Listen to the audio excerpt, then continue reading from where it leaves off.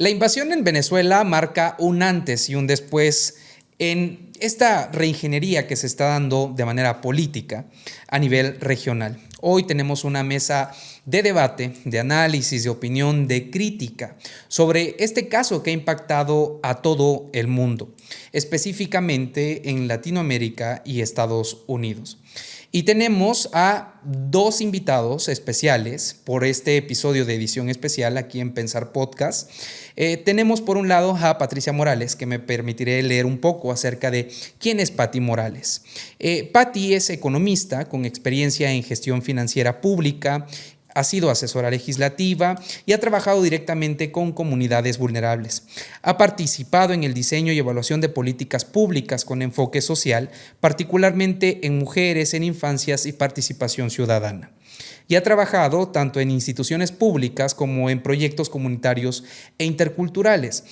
Su mirada nos permite entender cómo las decisiones de poder y los conflictos internacionales impactan en la vida cotidiana, el tejido social y la capacidad real del Estado para proteger a las personas. Por otro lado, también tenemos a Alejandro Ramírez Chávez. Alejandro es economista también y director de investigación de capital importancia. Ha liderado proyectos de análisis de riesgo político y económico utilizados por think tanks e instituciones en América Latina, Estados Unidos y Europa, y ha coordinado investigación internacional con organizaciones como Florida International University y el Adam Smith Institute. Su enfoque combina un análisis estratégico, geopolítica y evaluación institucional, lo que nos ayuda a leer este conflicto más allá del titular y entender qué intereses, riesgos y reconfiguraciones del poder están realmente en juego. Hoy en Pensar Podcast tenemos a estos dos grandes invitados. Pati, ¿cómo estás? Qué gusto saludarte. Mucho gusto, Sergio. Mucho gusto, Alex. Muy contenta de estar en Pensar Podcast y sobre todo por el tema que vamos a tratar hoy. Sí, va a estar muy interesante y muy seguramente también lo vas a disfrutar mucho, Ale. ¿Cómo estás? Muy bien, muchísimas gracias. Te agradezco mucho por haberme invitado a tu podcast. Patricia, también es un gusto poder intercambiar opiniones al respecto y más que nada con otro economista. Siempre es algo muy emocionante para mí. Mi Y sí, usuario es mal economista, entonces ya tiene una perspectiva de lo que vamos a hablar. y va a estar seguramente muy interesante este episodio especial en Pensar Podcast. Pati, por favor, dinos, ¿estamos ante una invasión clásica o estamos ante un nuevo tipo de intervención en el siglo XXI? ¿Qué opinas? Bueno, me parece muy importante establecer pues un contexto del cual quiero partir del tema que traigo a la mesa.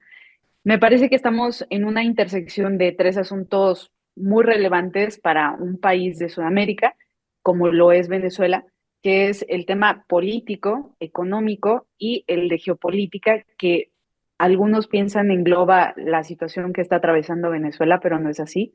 Primero, porque de origen, desde 1821 que empiezan los cambios históricos en Venezuela, han pasado por tres caudillismos y llegan a este punto de la historia moderna donde tienen diferentes etapas de transición. Eso nos lleva al dilema político, a la identidad de un país que no ha tenido estabilidad o que la ha alcanzado en diferentes periodos, pero que finalmente no ha, de una manera grata, logrado la satisfacción de sus ciudadanos. Y ahí quiero referirme a la parte económica.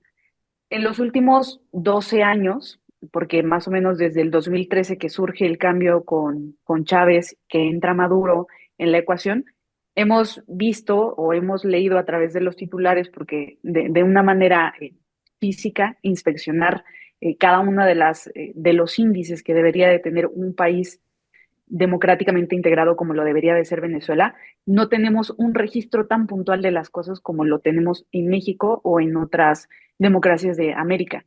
Por eso es importante distinguir que políticamente, económicamente, tenemos diferentes atrasos, no hay satisfacción de los ciudadanos y hay un sentir vario que ha tenido diferentes causas. Por ejemplo, ha devenido en una gran ola migratoria que podemos ver en el resto de América, pero también hay un descontento político donde las elecciones han sido cooptadas y han sido robadas en diferentes ocasiones. Y dejando esto como de lado, como en el contexto de lo que está atravesando ahora Venezuela, sí estamos viendo los principios de una intervención basada en la justificación del terrorismo. Mm. Y en combatir el terrorismo, de pronto se ancla esta idea de que deben asegurarse de una transición cuando en realidad lo que están haciendo pues es realmente no secuestrar, pero sí alienar parte de los recursos naturales, refiriéndonos quizás al petróleo, y es un tema en el que me gustaría entrar más adelante, porque igual tiene una historia muy interesante Venezuela en 1960 cuando cofunda la OPEP, que es esta gran organización internacional respecto del que establece los precios del petróleo y el comercio entre diferentes naciones. Y son tres temas, bueno, en suma son tres temas que quisiera tocar con ustedes. La parte política, la económica y la de geopolítica, que es la más vistosa en este momento que estamos atravesando con la comisión que ha decidido organizar Estados Unidos y que si bien han tenido un puente con el gobierno actual, que están teniendo diferentes perspectivas de cómo realizar como esta transición, sí es una muestra clara de intervencionismo. Muchas gracias, Patti. Ale, ¿estamos ante una invasión clásica o la misma pregunta o ante este nuevo tipo de intervencionismo en el siglo XXI? Yo creo que esta es una continuación muy clara de la política exterior que había tenido Estados Unidos con la doctrina Monroe después de la Guerra Fría. Y es que el mundo comienza a configurarse en bloques geopolíticos, en el cual Estados Unidos, por ejemplo, comienza a tratar a ciertas zonas como zonas de influencia. Sin embargo, también hay que recordar de dónde viene la perspectiva de soberanía de las naciones. Y me interesa mucho puntualizar en esto porque creo que si no tenemos esto claro, no tenemos en claro cuáles son los límites de la soberanía. Y yo creo que inician durante los tratados de Westfalia en 1648. Durante los tratados de Westfalia se crea esta nación de que todas las naciones pueden autodeterminar su modelo político y no son susceptibles a la intervención, por así decirlo, de un organismo supranacional como en ese entonces era el Papa o, o los emperadores. Entonces, yo creo que esta visión de la paz westfaliana ha ido modificándose a lo largo del tiempo, más que nada con los organismos supranacionales. Pero actualmente los organismos que tenemos, como puede ser la ONU o la OEA, tienen unas capacidades demasiado limitadas justamente por esta visión que nosotros solemos todavía tener de la paz westfaliana. Creo que esta es una idea muy, muy legítima, muy, muy importante y creo que esta es la idea que va a terminar configurando el panorama político y la paz mundial. Sin embargo, pues muchas veces, como en esta cuestión de Venezuela, parece que las leyes internacionales no están funcionando de la manera correcta. Pero bueno, ya hablaremos de ello más adelante. Yo creo que lo que estamos viendo ahora, pues es justamente este tipo de continuación política, como dije, de la doctrina Monroe, en donde Estados Unidos comienza a ver a Latinoamérica como su zona de influencia. ¿Será válida la perspectiva? ¿No será válida? Creo que, bueno, podemos discutirlo. Ujú. Qué interesante estas dos perspectivas. Por un lado, que se puede asumir el hecho el terreno de una influencia, y por otro lado, que vemos estas etapas que nos llevan a más o menos a un tipo de intervencionismo. Y la pregunta justamente que surge a través de estas perspectivas, Alejandro, es en qué momento Venezuela deja de ser esta crisis interna y se convierte en un asunto como tal de reconfiguración regional, en términos políticos, en términos económicos y en conjunto en términos de geopolítica, Ale.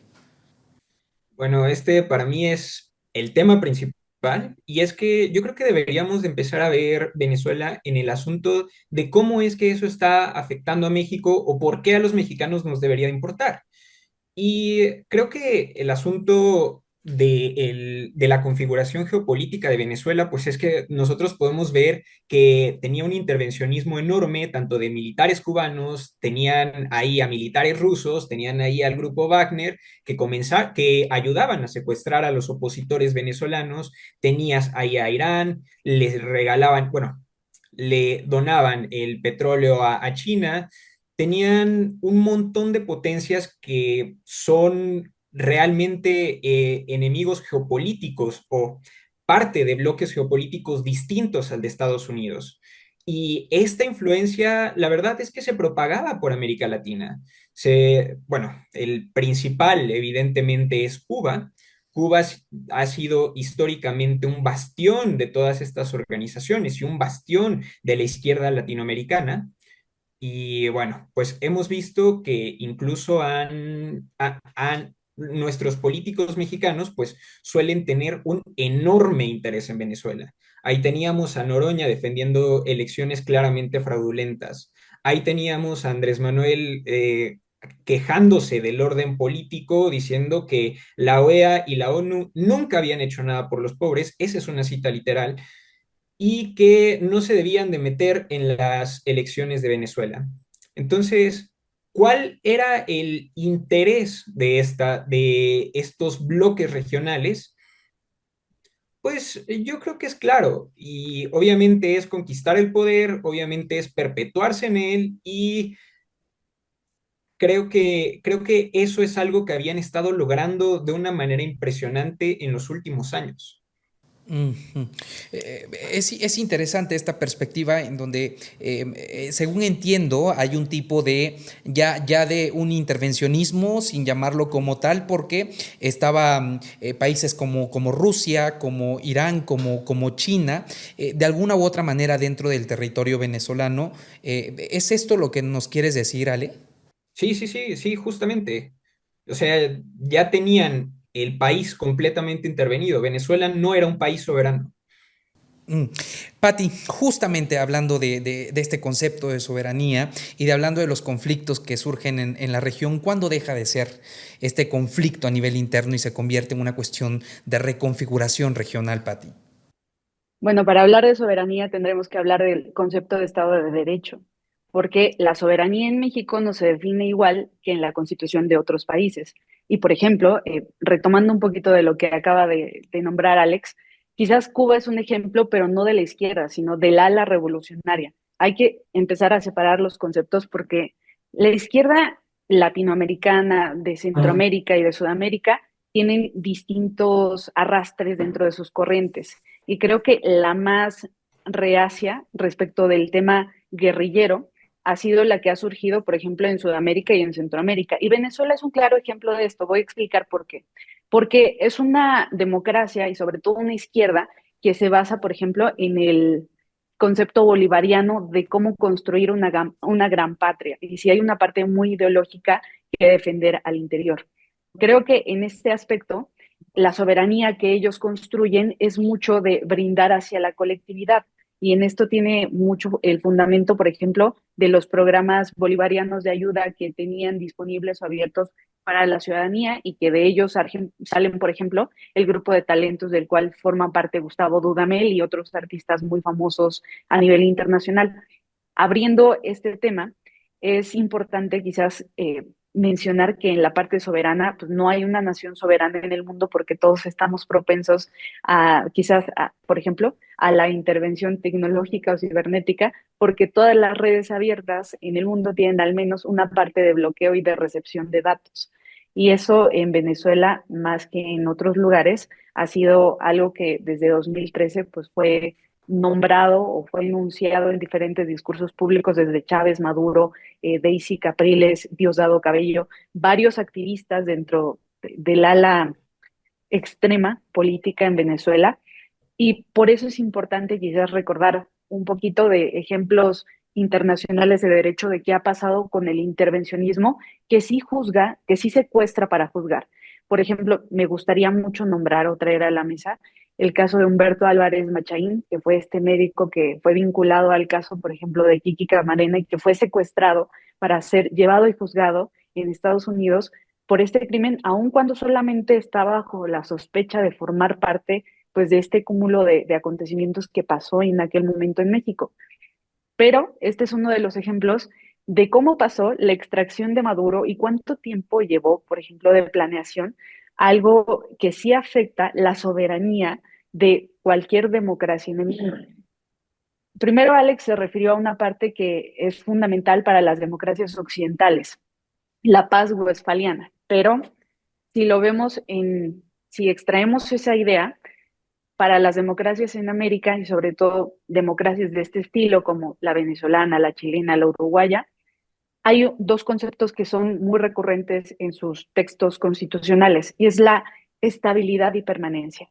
La estabilidad que ellos refieren no siempre la refieren como paz, no siempre la refieren como bienestar, sino como estabilidad para el futuro y permanencia estructural. Las permanencias estructurales nos ayudan, por ejemplo, a rastrear cuáles son los cambios históricos que atravesamos. Y por eso mencionaba al principio, es importante situarse en la historia reciente de Venezuela desde 1999 hasta este momento, donde han recorrido dos bloques que mucho tienen que ver con los cambios políticos del país, pero que han repercutido de una manera negativa en los cambios económicos.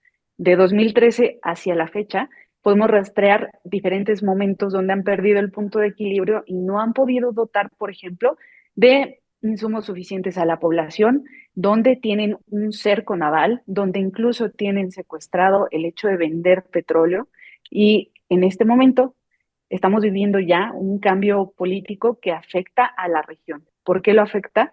Porque es un ejemplo claro de cómo podrían darse circunstancias particulares en otras latitudes de América para coartar su propia soberanía.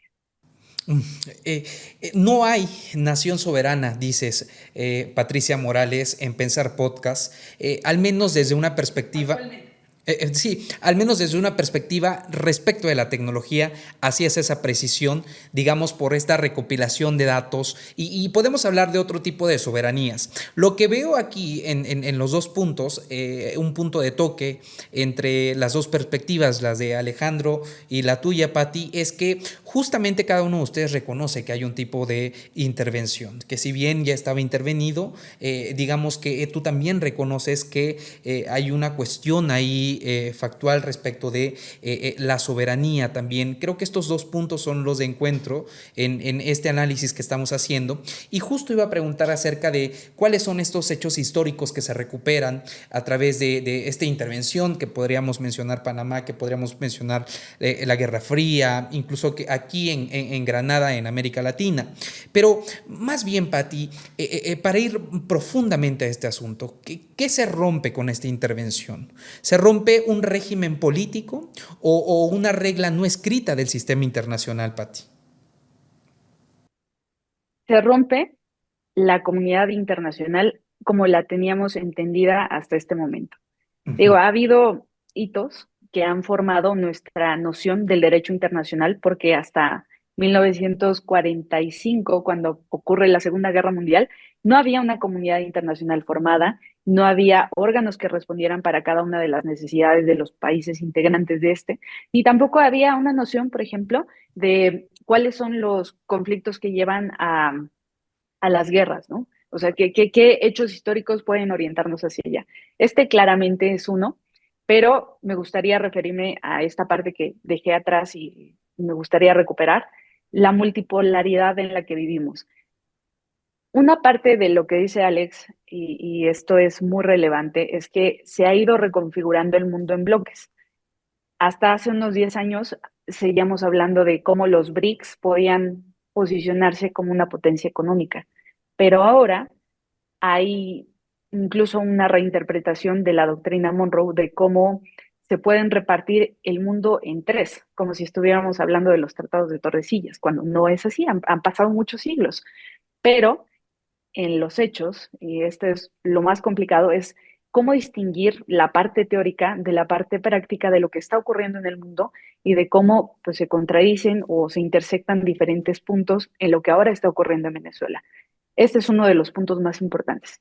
En la parte de los hechos, en la parte fáctica, estamos viendo que la reconfiguración que tienen es claramente con todas las señales una intervención de un Estado que es genuinamente poderoso y sobrepasa todas las otras quizás operaciones que hemos visto en América. Digo, esta no es una de las primeras operaciones, hemos sido testigo de muchas, pero esta es la primera que conlleva un ingrediente particular. Se han llevado a un jefe de Estado.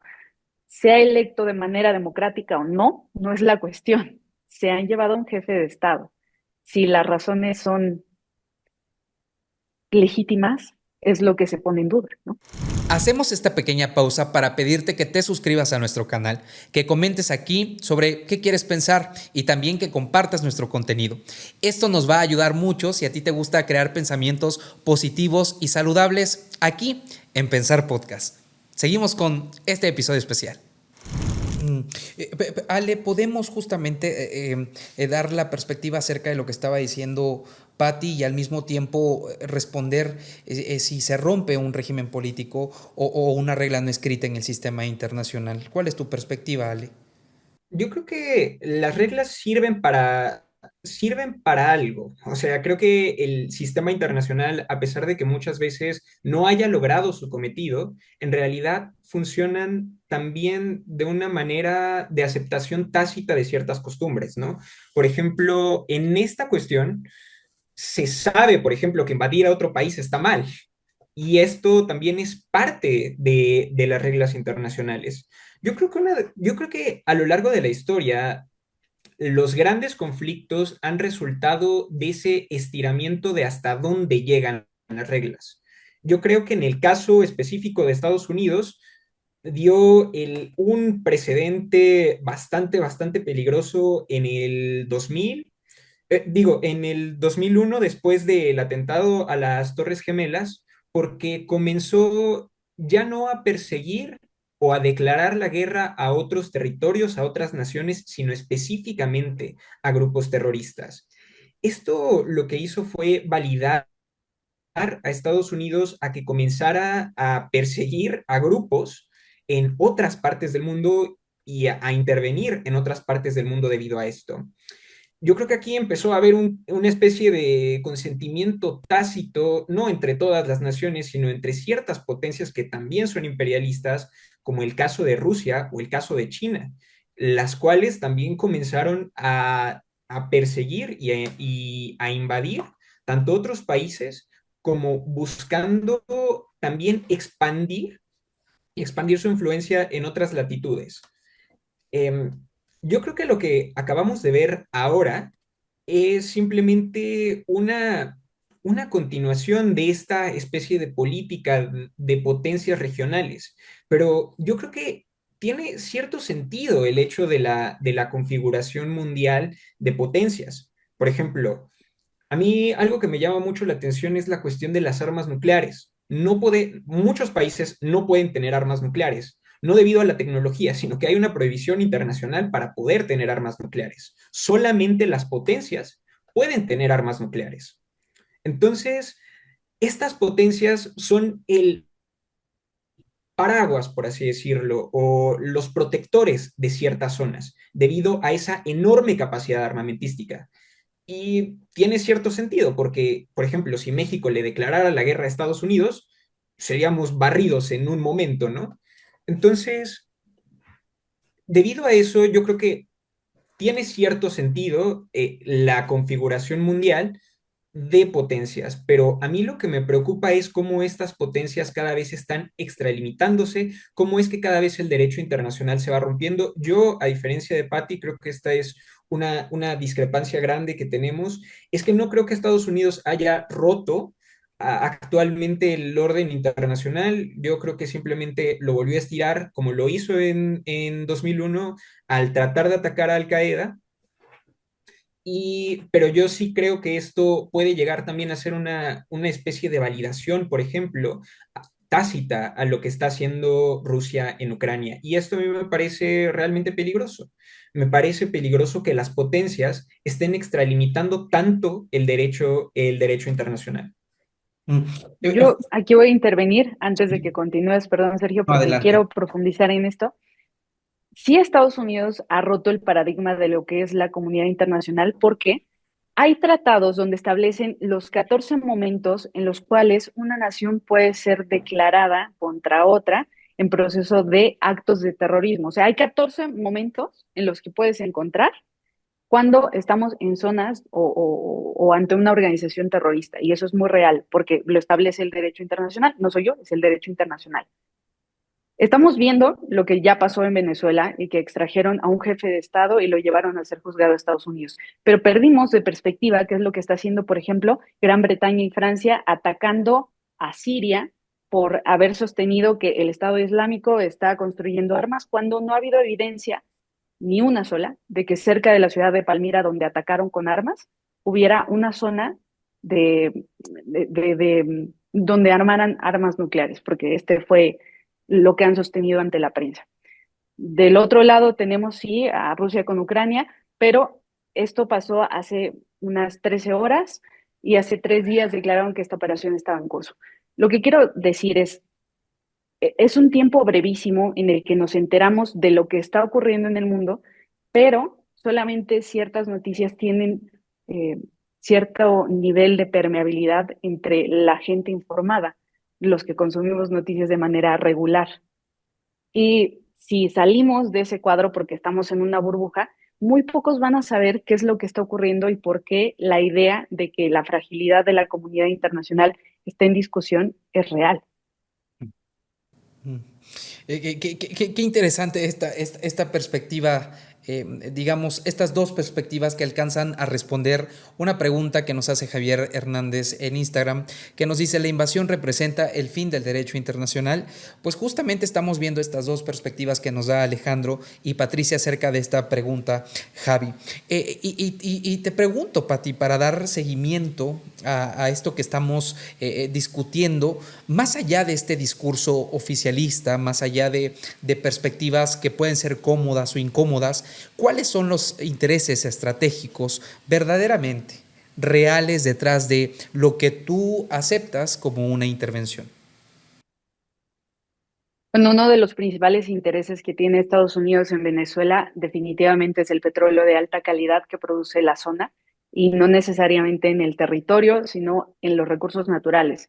Cuando hablábamos hace quizás 15, 20 años de por qué era importante regular el tema, por ejemplo, de desarme nuclear, o sea, desarme voluntario y también de apropiarse de recursos naturales o de definir fronteras que eran líneas difusas, sobre todo en zonas con alta densidad vegetal, como pasa en Sudamérica y también en gran parte de África, es justamente por este tipo de conflictos.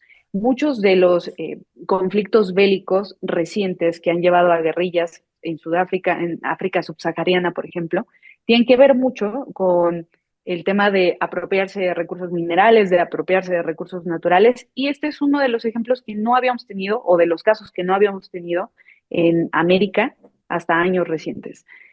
Hay un interés natural en tener acceso a este recurso, pero creo que este es eh, como es, una sanción ejemplar que Estados Unidos quiere utilizar para fijar una postura, sobre todo armando un cuerpo colegiado como lo es esta comisión que pone al frente a Marco Rubio, para decir que si no acatamos sus reglas, y este es un mensaje para todo el mundo, están dispuestos a extender el brazo militar donde haga falta. Es una reinterpretación de los mensajes que ha dado Trump tanto en Truth Social, que es donde usualmente postea, como lo que ha dicho la vocero de la Casa Blanca. Es muy real. Estamos ante una intervención que sí tiene que ver mucho con los recursos, pero en poner una sanción ejemplar. Entonces, si tuviéramos que irnos al punto, recursos naturales, sanción ejemplar. Ale, ¿estás de acuerdo con esta perspectiva que da Patti acerca de este complemento sobre cuáles son los intereses estratégicos detrás de lo que se ha conocido en los medios de comunicación y a nivel regional e internacional como intervención de Venezuela? En la primera parte no, en la segunda parte sí. Creo que tiene todo que ver con el asunto geopolítico, pero yo creo que lo del petróleo tiene más bien que ver poco. En primera, el petróleo que refina Venezuela no es de gran calidad, es petróleo pesado. que requiere una refinación más complicada y que aparte se vende en los mercados internacionales a un precio más barato. El, el petróleo normal se vende como a sesenta dólares por barril. El petróleo pesado de Venezuela se vende como 50 dólares. Mm, Además, la producción que ha hecho PDVSA pues ha ido cayendo brutalmente porque la compañía está prácticamente desmantelada. Y parece ser que bueno, los mercados internacionales cuando de Venezuela, por ejemplo, se apreciaron, lo cual me parece sorprendente después de la caída de Maduro. Si fuera a ser de que fueran a expoliar los recursos naturales de Venezuela, pues entonces definitivamente la bolsa de Venezuela hubiera caído, pero se apreció un 74%. O sea, ¿cómo es eso posible? Después, hablamos sobre la bolsa de Estados Unidos. Bueno, pues ahora que van a quitar toda la enorme riqueza que tiene Venezuela, pues seguramente la bolsa de Estados Unidos debió de haber explotado en valor, ¿no? Pero pues no, se quedó en 1,3%, una ganancia del 1,3% en el Standard and Poor's 500, lo cual es un incremento consistente con lo que ha tenido Estados Unidos. Los inversionistas en Estados Unidos no se ven profundamente emocionados por esto, y, pero curiosamente los de Venezuela sí. Mm, ah, una inversión muy grande en el sistema energético de Venezuela y yo creo que, por ejemplo, si quisieras sacar petróleo de PDVSA, pues vas a necesitar mucho dinero, muchos recursos y mucha inversión. Pero las inversiones solamente se dan y se dan de una manera consistente en el tiempo y segura, más que nada, cuando las compañías pueden desarrollarse. Si tienes a un gobierno, eh, si tienes una gran inestabilidad política, entonces tratar de ganar dinero de PDVSA pues es algo muy complicado. Pero bueno, en este aspecto yo no creo que sea por una cuestión de petróleo o recursos naturales, más que nada porque hay una gran inestabilidad política en Venezuela ahorita, pero sí creo que es un asunto geopolítico. Como mencioné anteriormente, pues tenían a muchos actores que son partes de bloques geopolíticos cuyo orden no es compatible con el orden estadounidense. Por ejemplo, mencioné a China, a Irán, a Cuba también, entre otros. Entonces, yo creo que es más un asunto de mostrar que en Estados Unidos estas potencias no tienen cabida y sí, como dijo Patricia, mostrar que está dispuesto a hacer lo que sea para mantener controlada su zona de influencia. Patti, por un lado, nos dice que uno de los intereses esenciales puede ser el petróleo y por el otro lado, Ale nos dice con mucho interés que hay otras fuerzas al exterior que estaban de manera interna, pero que no comulgan con las posiciones tal vez de Estados Unidos y los dos comulgan en una opinión certera. Es un mensaje para las personas al exterior y al interior de la región. Justamente sobre esto, Ale, me gustaría que profundicemos un poco más, que si esto lo que se ha conocido como invasión y de lo que estamos discurriendo es un mensaje solo para Venezuela, está claro que no. Para los actores regionales y globales sí, pero ¿qué más les tienen que decir aparte de lo que ya has dicho tú, Ale? ¿Qué otras perspectivas de profundidad acerca del mensaje que da esto hacia el mundo? ¿Qué repercusiones tiene? Pues a mí me gustaría abordarlo más que nada desde la perspectiva de México, el por qué a los mexicanos nos debería de importar lo que está pasando en Venezuela. Y es que ya hemos visto una complicidad enorme de parte de México, bueno, del gobierno de México en Venezuela. Hemos visto al presidente, a Andrés Manuel, despreciar el orden internacional. Ya hemos visto a Claudia Sheinbaum hacer exactamente lo mismo y después tratar de invocarlo para poder defender a un dictador. Ya hemos visto la aplicación de la doctrina Estrada. eh, Siempre que les preguntan sobre si condenan o no una dictadura, y hemos visto que la han usado prácticamente a conveniencia. México ha sido un país que ha tenido ahora una agenda muy pro dictaduras en América Latina. O sea, tenemos tres, tenemos Nicaragua, tenemos Venezuela y tenemos a Cuba. Y a las tres, por alguna razón, tiene un gran interés en defenderlas. A mí me preocupa mucho toda la influencia que está teniendo este bloque yo creo que la izquierda en América Latina sí tiene un proyecto en común. Sé que tienen sus variantes regionales y todo, pero yo creo que se traduce a un fin último. El fin último es básicamente eliminar contrapesos, centralizar las instituciones, centralizar el poder y no dejarlo bajo ningún motivo, porque prácticamente todos los, todos los países que están como en este bloque están intentando hacer una erosión institucional demasiado fuerte.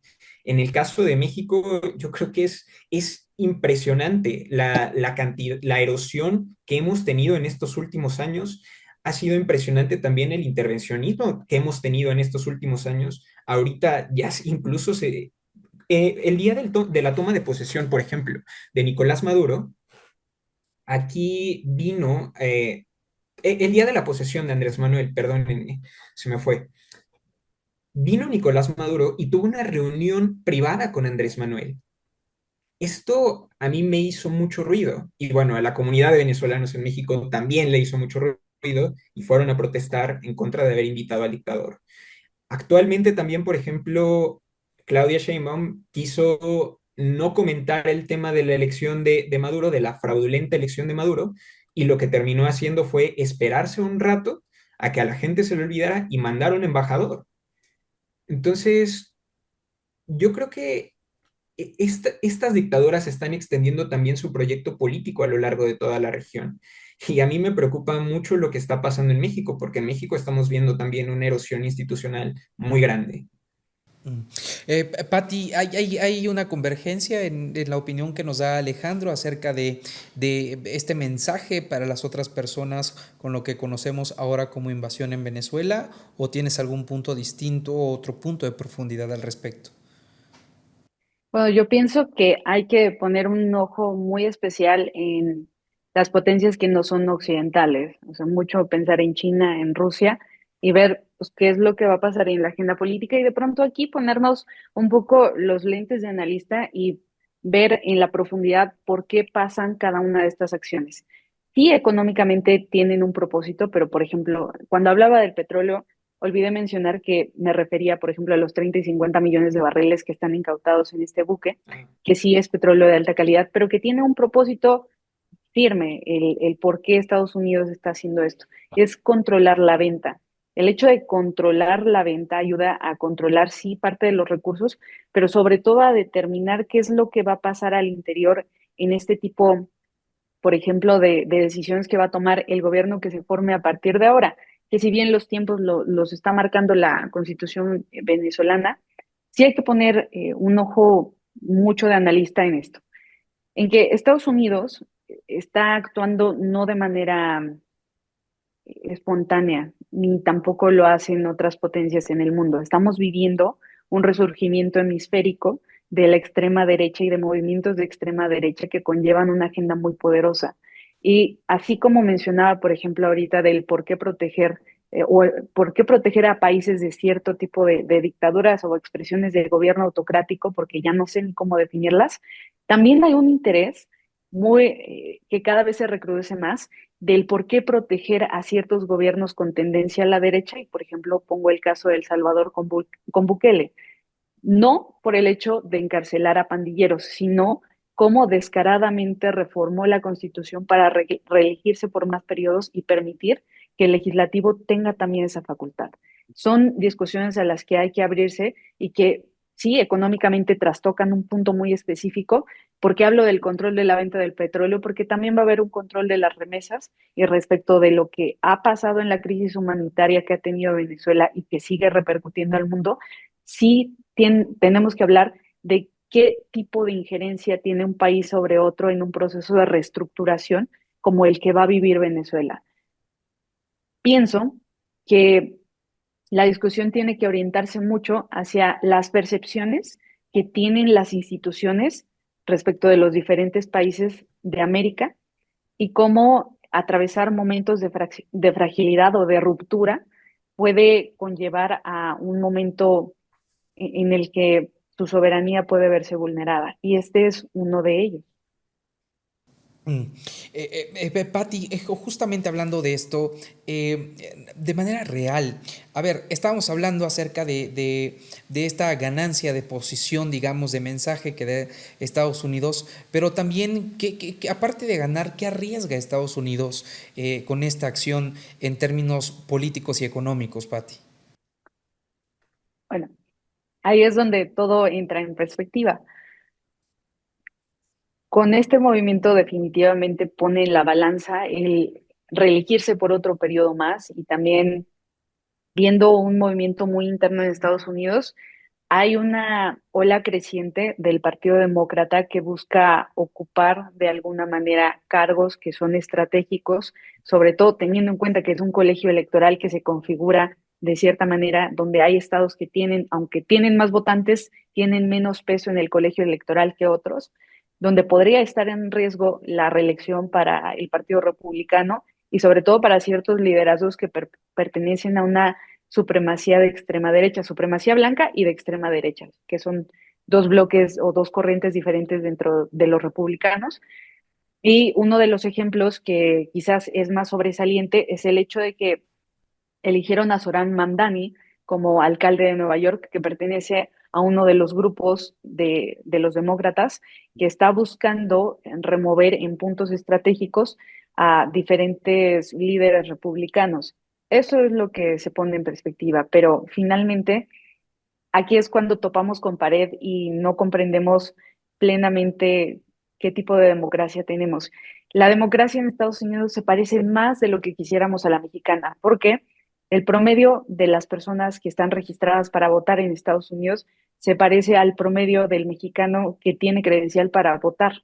Y es un mexicano que no necesariamente está informado, que no necesariamente está educado, simplemente que tiene esta posibilidad de votar con una perspectiva muy polarizada de lo que es bueno y lo que es malo y qué sería bueno para su contexto quizás muy limitado, porque la realidad es que así es muy limitado. Aunque hablemos de un país de primer mundo, la realidad de la gente que vota y de qué tan grande es el país es que viven en zonas que son muy limitadas. Gracias, A, Patti. a mí me gustaría Ale, sí, por favor. Eh, bueno, quería también volver a ampliar mi punto anterior sobre la soberanía, más que nada en México y del impacto que puede llegar a tener este bloque regional en México. Y es que había una noticia de la que me acordaba vagamente, pero acabo de checar rapidísimo, que fue cuando Estados Unidos le advirtió al gobierno de México que le pasó una lista de agentes rusos que estaban infiltrados en México. Y bueno, cuando le preguntaron al respecto a Andrés Manuel, negó haber tenido conocimiento al respecto, pero claro que lo tenía. También, bueno, ahora no sé si han visto que actualmente le dimos en Reforma, en Paseo de la Reforma, a Pedro Sánchez, un ex vicepresidente del gobierno español, una oficina aquí para que haga su programa. Y bueno, pues hemos tenido a varios de miembros de este grupo, ahora los tenemos en México. El caso de los médicos cubanos también es bastante ilustrativo, que nadie sabe dónde están, pero seguimos pagándoles.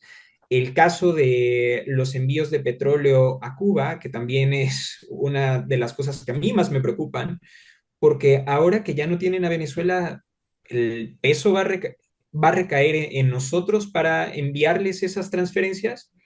Sobre también lo que decía Patricia sobre el radicalismo en el discurso estadounidense, esto es algo que a mí me llama la atención y que también me preocupa muchísimo.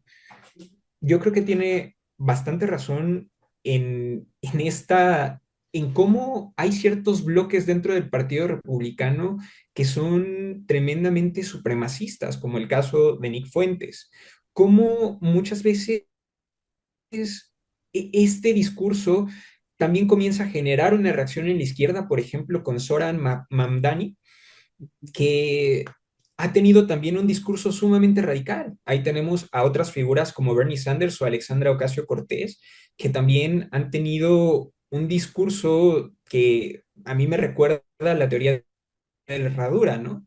Que muchas veces choca incluso con lo más radical del conservadurismo.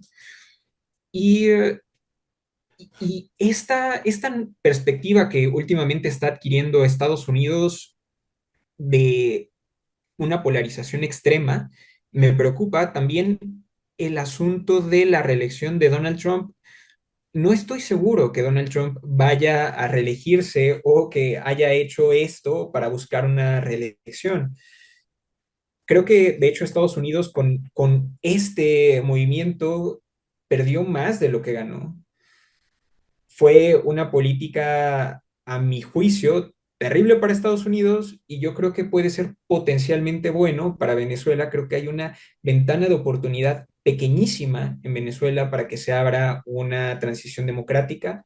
No creo que esto sea muy grande, creo que la experiencia histórica también nos ha demostrado que muchas intervenciones no han resultado de la manera correcta, no han resultado en el mejoramiento de la vida de los ciudadanos. Y aquí me gustaría dar un dato, y es que ayer estaba leyendo un paper sobre los efectos económicos de la intervención estadounidense en Latinoamérica. Y el caso es terrorífico y prácticamente todos redujeron su PIB potencial. Yo tenía una idea un poco diferente del asunto. Pensé, por ejemplo, viendo el caso de Chile, cómo es que logró hacer una reconstrucción institucional, que esto podría haber sido un buen ejemplo. Pero no, no, o sea, Chile también recortó su perspectiva de crecimiento. Pero había pensado que quizás esto era una cuestión determinista, ¿saben? Que el caso es que si Estados Unidos invadía un país, inmediatamente iba a resultar en un desastre. Pero bueno, también ha habido algunos casos que podrían clasificarse como un moderado éxito, ¿no? Como pudo haber sido el caso de Japón o de Corea del Sur, que Estados Unidos logró ocupar por un tiempo tanto Japón como Corea del Sur y logró exportar las instituciones que ahora les han llevado una mayor prosperidad. Y podemos ver justamente, creo que un caso súper representativo es el de Corea del Sur en contraste con Corea del Norte. Y bueno, pues quería mencionar eso rápidamente.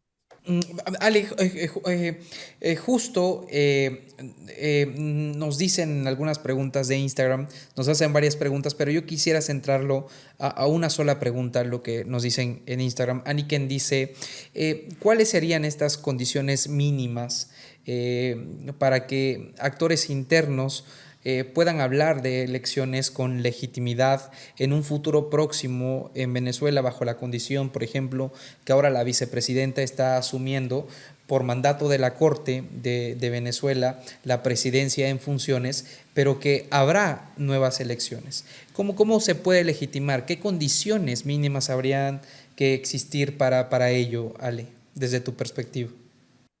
Vi la resolución que hizo la OEA sobre el caso de Venezuela y me gustó mucho la recomendación que dieron, y es que dijeron que podían repetirse las elecciones siempre y cuando hubiera eh, observadores internacionales, que se pudiera revisar que las elecciones son legítimas. Yo creo que la democracia es literalmente el primer paso para una reconstrucción en Venezuela. Em, y bueno, creo que hay otras condiciones necesarias para que Venezuela vuelva a convertirse en un país normal, ¿no? Que deje de ser esta tiranía que sigue siendo, porque no han cambiado el modelo político, no han cambiado la cúpula gobernante más que a una sola persona. Y creo que el horizonte en el cual está por entrar Venezuela es algo muy peligroso. En la analogía esta que hace Acemoglu, están a punto de pasar por un pasillo estrecho. Mm. Patti, ¿qué nos puedes decir acerca de estas condiciones mínimas que pueden exigir actores para que existan elecciones legítimas, o, no digamos ya democráticas como tal? Yo creo que quizás como a la vieja usanza, pedir muchos ojos, pedir muchos observadores internacionales del proceso, es la única manera en la que podemos eh, asegurarnos que cierta parte del proceso se cumpla en estricto apego a la ley. Y voy a explicar por qué. Naturalmente, en un proceso logístico tan grande como lo es organizar una elección, algo siempre sale mal, siempre sale de la norma y no es como uno quisiera, ¿no?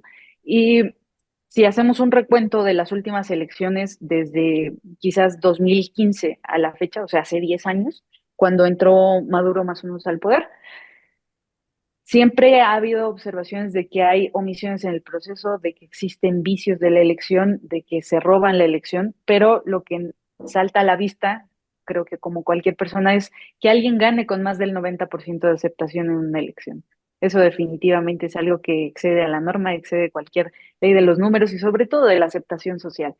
Pero eh, sí, sí pediría, o creo que esta es una recomendación para cualquiera que nos esté viendo, si bien no coincidimos con lo que está ocurriendo internacionalmente con lo que hizo Estados Unidos, los informes que elabora, los reportes de seguridad que elabora el Departamento de Estado de Estados Unidos, sí son muy puntuales respecto al estado de seguridad que guarda la situación en Venezuela.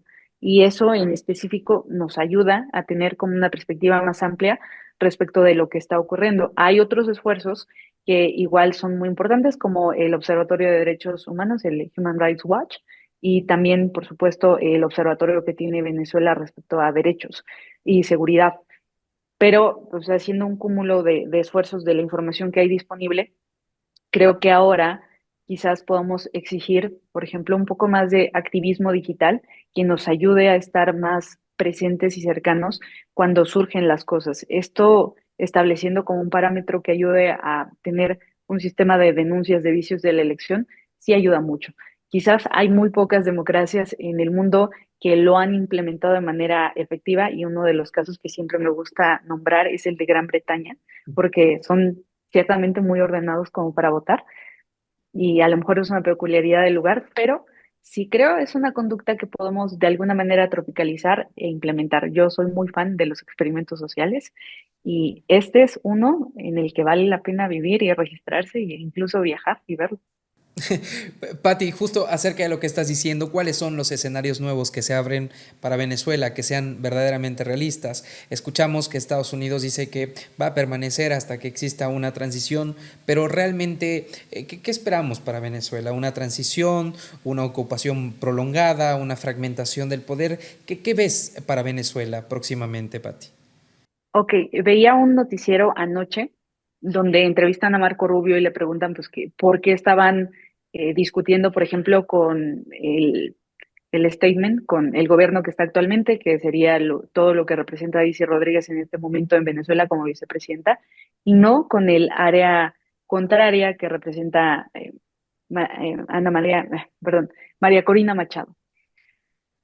Y él respondía que estaban tratando de construir una percepción de parcialidad, de que ellos eran imparciales, que no estaban buscando beneficiar a nadie más, que reconocían el hecho de que se le haya entregado un premio Nobel, pero hasta ahí. Da un aliento el que sea una conversación quizás más o menos imparcial, el hablar de transición. ¿Qué es lo que podemos esperar o qué es lo que de manera realista podría ocurrir? Que sea un cuerpo, una comisión, un cuerpo colegiado que permita abrir la discusión de lo que tiene que pasar en el Parlamento, bueno, en la parte legislativa, para abrir un proceso de elecciones. Y esto no puede tomar más de 90 días porque la Constitución establece 40 días naturales para convocar a elecciones una vez que definan si este gobierno se disuelve, o sea, se disuelve en el Ejecutivo y convocan elecciones y llaman a algún organismo o ellos mismos coinciden y de diferentes perspectivas logran armar un órgano electoral, pero Es lo que podemos esperar. O sea, es una prueba de 90 días. Yo lo estoy viendo así. Ujú. Qué interesante. Ale, justo qué esperamos en el futuro para Venezuela respecto de lo que estábamos comentando con Patti. A mí me llamó mucho la atención en el momento en el cual eh, encarcelaron a Maduro. ¿Cuál era el papel que iba a jugar la oposición de Venezuela? ¿Cuál era el papel que iba a tener María Corina Machado? Y yo creo que todos estábamos en vilo con ello. La declaración que dio Trump de que María Corina no estaba lista para asumir el liderazgo en Venezuela, a mí me pareció, primero, algo muy realista, pero segundo, algo realmente positivo, porque creo que María Corina no puede ser vinculada de una forma, bueno, de una forma súper, súper descarada y terrible, como si Trump la hubiera impuesto en el poder. Porque a través de toda su carrera política, María Corina había construido un cierto tipo de legitimidad. Entonces, si Trump quiere mantener una imagen de, de no intervencionismo en quién va a gobernar Venezuela, si le interesa mantener esa imagen, pues lo que debe de hacer es justamente convocar a elecciones y convocar a elecciones libres. No podía simplemente poner a María Corina arriba de toda la estructura del régimen, era algo completamente irreal. Ten- Todavía existen un montón de instituciones que mantienen a ese régimen dictatorial flotando, como puede ser, por ejemplo, la Asamblea Constituyente. Y yo lo que esperaría, pues, es justamente lo que menciona Patricia, que se hagan elecciones y y ahí ya no estaría inhabilitada políticamente María Corina Machado, que siempre ha sido bueno, que ha sido la lideresa del movimiento opositor en Venezuela. mm, lo de Edmundo como presidente actualmente no me parece que sea uno de los escenarios probables. Digo, también puede haber un escenario muy, muy probable que haya una ocupación de Venezuela, que haya una especie de colonización de Venezuela, esperemos que no, que haya una especie de, ¿cómo decirlo?, control completo del régimen dictatorial que sigue teniendo Delcy Rodríguez y pues básicamente mantenerla como un lacayo a esta Delcy y manejar Venezuela y extraer los recursos de ahí, ¿no? Mm, Bueno, los pocos que puede llegar a tener. Ale, y justo hablando de esto, se escucha mucho en la región e incluso en varios países del mundo la idea de soberanía. Para ir cerrando este bloque, Ale, ¿se redefine la idea de soberanía que nosotros teníamos o la soberanía pasa por muchos conceptos, Ale? Yo creo que la soberanía, justo a partir del año 2000 ha sido una idea que se ha ido estirando demasiado en el concepto del derecho internacional en, por ejemplo, con los conflictos actuales que podemos ver, por ejemplo, en Israel y Palestina, en Rusia y Ucrania y ahora con Estados Unidos y Venezuela, muchas potencias se han extralimitado. Bueno, también quiero nombrar el caso de China y Taiwán.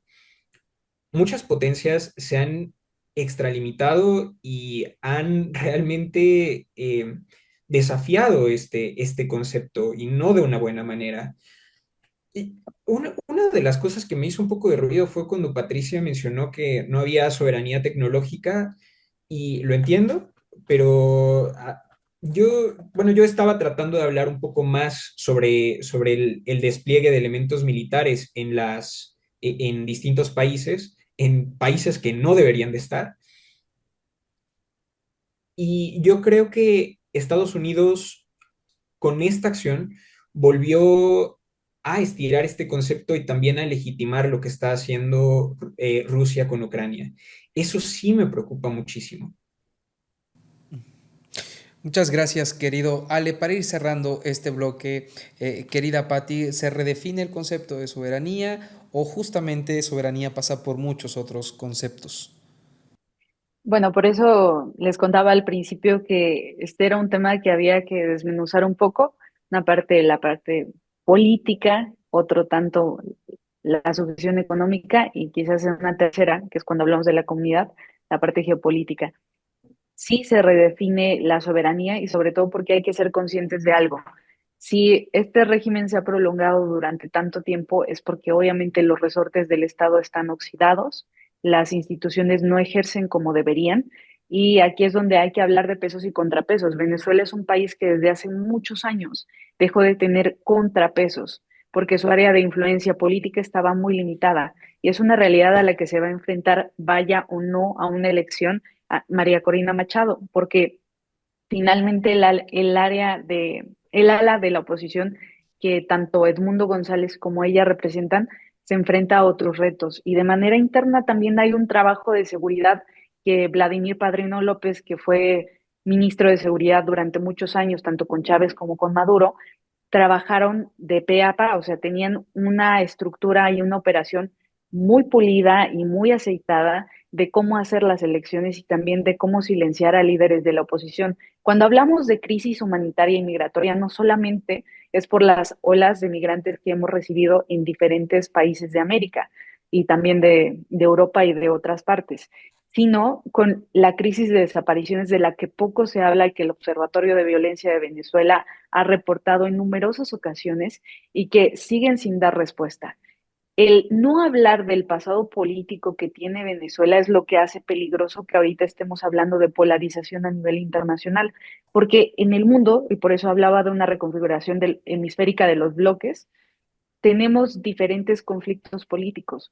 Uno muy latente y muy presente en China es con Taiwán, donde asegura que es su territorio y que es su soberanía. Hablar de reafirmar la soberanía tiene mucho que ver con lo que dice Alex y que sí es algo peligroso, pero es el término que utilizan los gringos, de boots on the ground. Hasta que no pisemos el suelo, no estamos haciendo nada. Y el hecho de distorsionar la percepción de la realidad de un país o de una democracia es muy peligroso. Por eso hablo mucho de cómo soberanamente hemos perdido el acceso democrático a la tecnología o hablar de ciertos temas. Y era una de las principales cosas que, si ustedes scrollean en TikTok o en redes sociales, fue la primera ola que llegó una vez que capturaron a Maduro, que se dio a conocer la operación y que todo pasó en la madrugada. Es importante rastrear esto porque es contenido al que debemos de remitirnos cuando nos preguntemos qué es soberanía, que incluso nosotros, y eso pues lo decía el teórico francés, incluso aunque no coincidamos con su opinión, no podemos quitarles ese derecho a que le expresen. Necesitamos defender el derecho de alguien más a expresar su propia opinión. Y es una de las cosas que hacen grandes a las democracias. Para concluir, y al tiempo de agradecerte mucho, Pati, que estés en Pensar Podcast, Alejandro, de agradecerte mucho también que estés con nosotros en Pensar Podcast, quisiera que brevemente, para dar final a este episodio especial de esta mesa de análisis, podamos dar un mensaje a la gente que nos escucha, sobre todo a las juventudes, a las nuevas generaciones. Algo sucede en el mundo que se antoja un tanto cuanto complejo.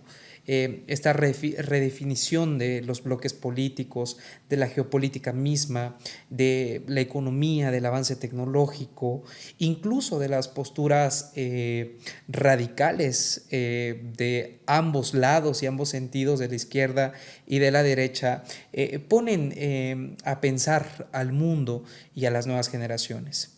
Muy brevemente, Patti, Ale, ¿qué nos podrían decir ustedes? ¿Cuál sería su mensaje para estas generaciones, para las juventudes, acerca del mundo, de la reflexión, de las ideas, de la libertad, de la democracia, e incluso de la paz? ¿Cuál sería tu mensaje, querido Ale?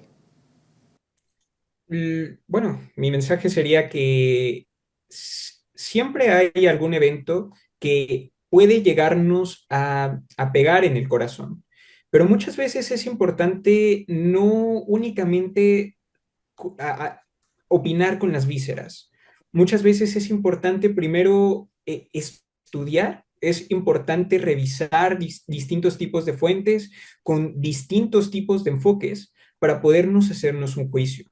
Creo que lo más importante que podemos hacer es opinar de aquello que nos incomoda, pero teniendo conocimiento de lo que se habla. Hay una frase que escuché cuando era estudiante y que la hice mi lema personal, y es que le preguntaron a una filósofa llamada Ayn Rand, ¿qué podemos hacer por el mundo? Y ella decía, lo que podemos hacer es hablar. No importa si el foro es grande o pequeño, no te calles cuando se están atacando tus ideas o valores. Y bueno, pues es algo que he intentado hacer siempre. Muchas gracias, Ale, por estar aquí en Pensar Podcast. De verdad, lo valoramos muchísimo. Patti, ¿cuál sería tu mensaje? Creo que es importante construirse un criterio antes que una opinión. Y quiero decir que he encontrado un problema recurrente en los últimos años, sobre todo ahora que sigo teniendo interacción con el legislativo, pero que me toca dar algunos talleres con el INE. Hemos olvidado hacer un recuento de los últimos 20 años de nuestra historia. Ahora imagínate en los 100 años de nuestra historia. Es importante tener un criterio sobre las cosas que pasan en el mundo y en eso no puedo estar más de acuerdo. Alexa acaba de mencionar algo muy importante. Es relevante estar informado con lo que pasa en este tiempo, pero cuando hablo de criterio me refiero a no olvidar ser humanos, que es esta parte en la que tenemos pertenencia y también sentido común de las cosas que pasan en el mundo. Creo que dentro de todo lo que pase ahora o en 100 años, sigue siendo importante construir una capacidad de agencia y de tener un criterio respecto de las cosas que pasan en el mundo. Sí es importante adoptar posturas, sobre todo en un mundo tan polarizado, ser muy conscientes de qué vamos a defender. Y aquí es donde quizás un poquito más informal, pero sigue siendo igual de válido. Me cruzaba una frase de Pancho Villa de que hay que tener ánimo porque lo más feo está más adelante y es muy cierto. Nunca ha habido periodos de estabilidad permanentes, no hay periodos de paz prolongados, pero es donde necesitamos también empezar a tener un criterio para defender nuestra visión del mundo. Muchas gracias, Pati. Gracias, Ale. Gracias, Patricia, por estar aquí en Pensar Podcast, por tomarse el tiempo, el ánimo, sobre todo, por estar con nosotros. Creo que abonan muchísimo, muchísimo a este momento rudo de la historia. Y para ustedes, no olviden por favor comentarnos qué opinan acerca de justamente esta mesa de análisis, pero cuáles son sus perspectivas personales en la caja de comentarios. También ayúdennos por favor a suscribirse a Pensar Podcast, porque la invasión de Venezuela no se agota en una operación militar, ni en la caída de un liderazgo, ni en una coyuntura política. Es un mensaje sobre el poder, sobre la redefinición de los ejes políticos, del dominó como aquí estábamos escuchando. Esto fue una mesa especial, una mesa de análisis en Pensar Podcast. Gracias por acompañarnos y recuerden, pensar hoy más que nunca es una responsabilidad. Hasta pronto.